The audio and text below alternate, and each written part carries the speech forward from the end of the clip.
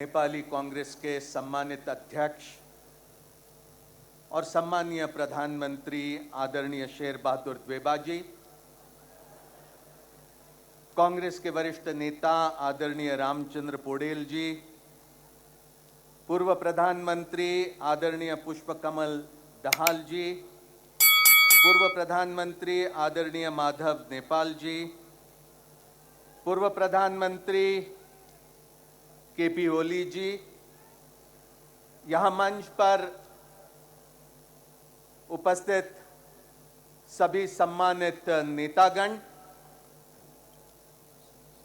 और नेपाली कांग्रेस के इस महाधिवेशन में उपस्थित नेपाल के कोने कोने से आए सभी सम्मानित प्रतिनिधिगण, भाइयों बहनों और नौजवान साथियों, मुझे बहुत खुशी होती है कि आज भारतीय राष्ट्रीय कांग्रेस की ओर से यहां नेपाली कांग्रेस के 14वें महाधिवेशन में मैं आपके बीच में यहां पर उपस्थित हुआ हूं।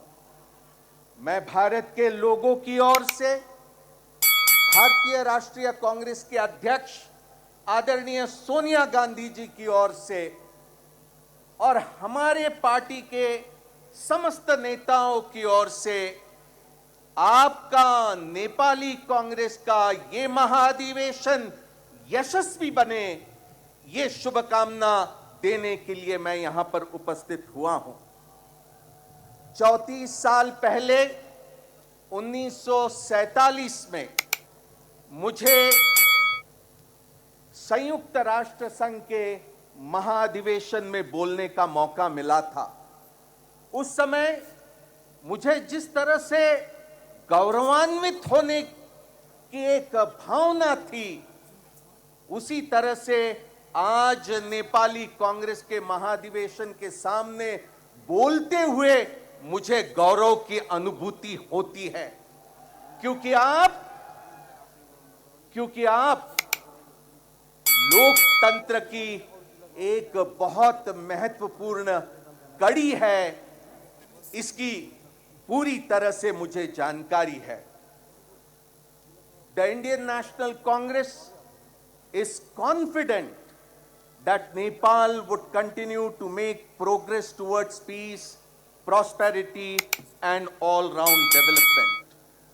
The promulgation of the Constitution in September 2015 was an important development that had helped to consolidate multi-party constitutional democracy in Nepal and the establishment in Nepal of federal democracy. The Indian National Congress and Nepali Congress share a historic relationship. Leadership of both the parties have enjoyed mutual trust and respect. Over the years, there has been a rich and frank exchange of views that has helped in promoting mutual understanding. Regular exchange of visits at the highest level between the two parties demonstrates the priority that we attach to our relationship. India attaches highest priority to its relations with Nepal, a friendly neighbor. India's interest is in the peaceful, united, inclusive, and stable Nepal.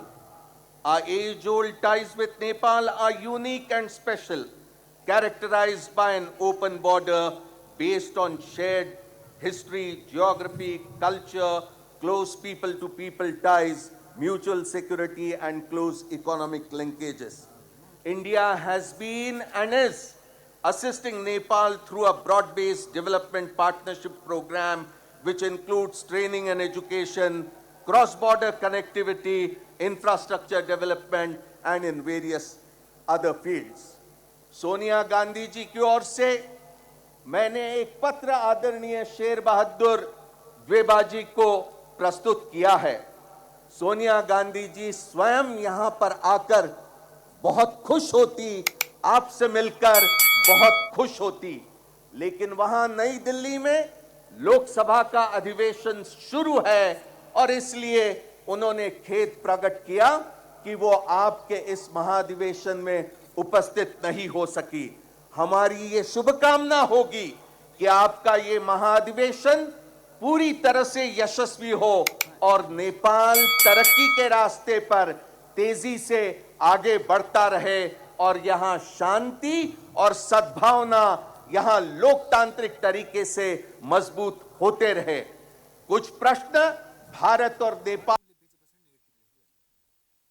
है, लेकिन आपस में भाईचारे के रिश्ते से, मित्रता के रिश्ते से, आपसी विश्वास के भरोसे हम वो समस्त प्रश्न ये हल कर सकते हैं, इसका मैं यहां पर भरोसा दिलाता हूं। भारतीय राष्ट्रीय कांग्रेस भारत और नेपाल के संबंधों को और सशक्त बनाने के लिए जो भी भूमिका आप हमारे से अपेक्षित रखते हैं, वो भूमिका का हम निर्वहन करेंगे।